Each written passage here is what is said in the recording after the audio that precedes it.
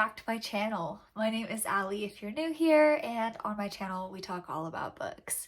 So today is a very exciting video because we're going to be talking about how to read more books. I get this question all the time from people in my personal life, more so than people here, but they're always like, Ali, I don't understand how you read as much as you do. And so today we're going to talk all about it. Also, I just want to quickly point out, I do have a little bit of a sinus infection, so if I'm a little stuffy, that would be why. Just ignore me. Okay, so the very first tip that I have for you if you are wanting to read more books is to read audiobooks. I know that there's a lot of up in the air about if audiobooks actually count as reading. But I say absolutely they do, because you're still getting the same content, you're still getting the story, you're just doing it in a different format. So I absolutely think that audiobooks are the way to go to get more reading into your life.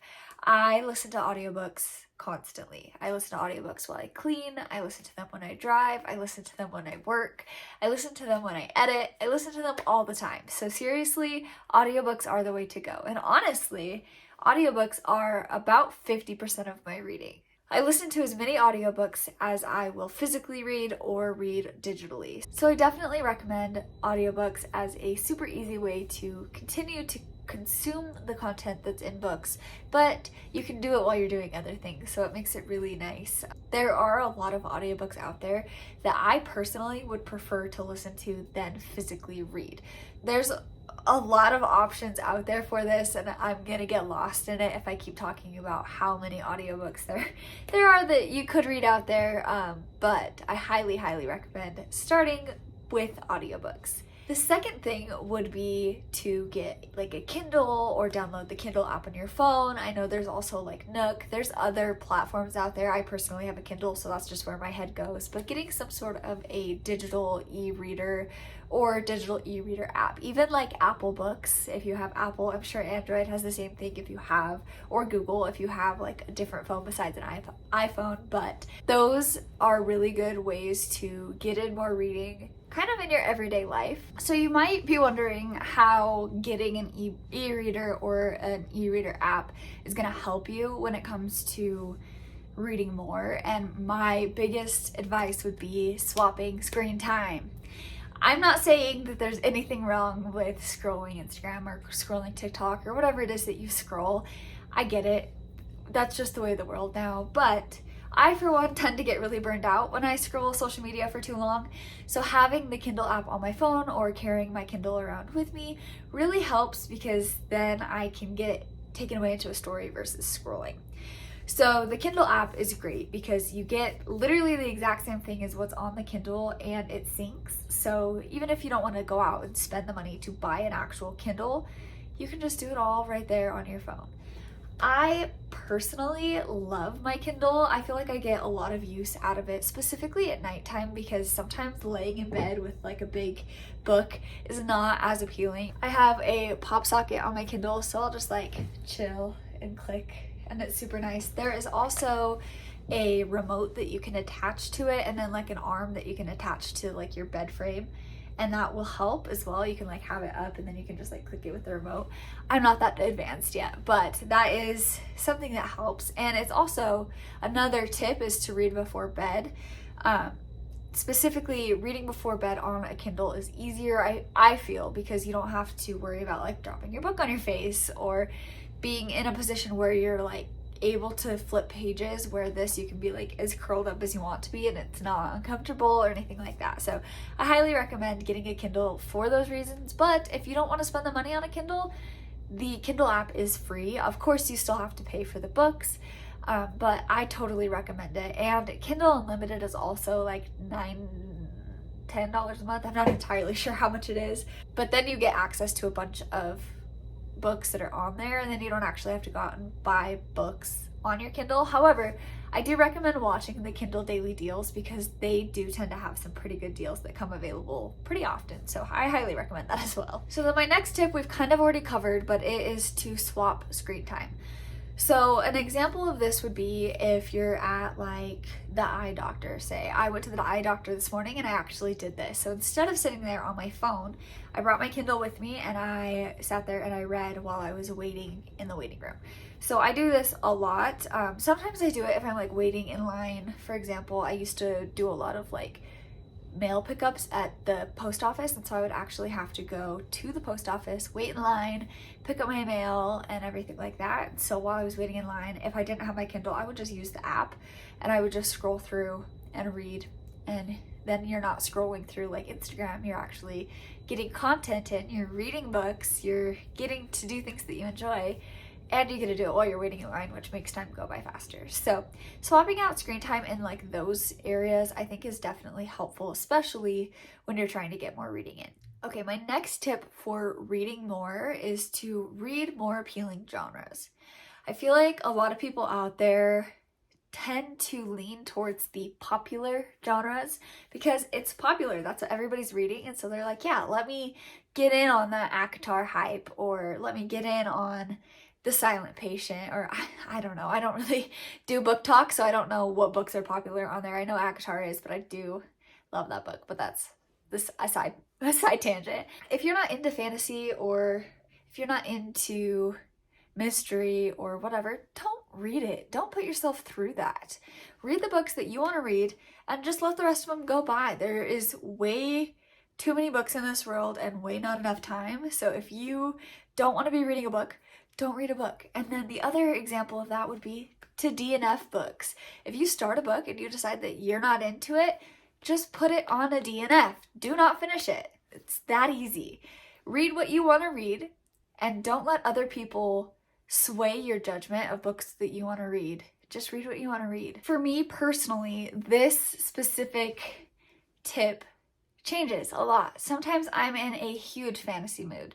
Sometimes I am in a huge mystery mood. Sometimes I'm in more of a literary fiction mood. So if you're the same way, that probably means that you're a mood reader, which means that you just kind of go by the wayside and read whatever you want to read when you want to. And if you don't, you're going to burn out and you're not going to want to read and you're going to get into reading slumps. So I definitely think read what you want to read in the moment. If you don't feel like reading it, put it down. Even if it's something that you are putting down and still want to pick back up later, that's totally okay. There's nobody that is going to sit there over your shoulder and say, no, you can't do that. There's no little devils over your shoulder. Do what you want to do. Read the books that you want to read. And that's my tangent. Clearly, I'm passionate about this. My next tip for reading more books is to participate in buddy reads or book clubs or readathons. So this is almost counteractive to the previous tip, and I'll get into it. But for me personally, I am in 2 book clubs. So I am in a book club called the Bibliophile Book Club that I host with my friend and a bunch of our friends like in real life. And it's so much fun. We pick a book every month. We do a kind of a live show, but it's just like FaceTime every month, and we chat about the books, and it's great. But this is going back to reading the books that you want to read. If you're in a book club and the book pick is not one that you want to read, don't force yourself through it. Because if you force yourself through a book that you don't want to read, you're likely going to fall into a slump. So just be really mindful of your own like mental state when reading. If you think that you're going to fall into a slump from reading something that you don't want to read, don't read it. It's that easy. But I personally find that buddy reading is kind of beneficial for me, where I already read so many books that it lets me get out of my comfort zone a little bit, which I think is great. So really, it's up to you if you want to try this. Maybe getting out of your comfort zone will make you want to read more because you'll find more genres that you like, but maybe reading in a buddy read will stress you out.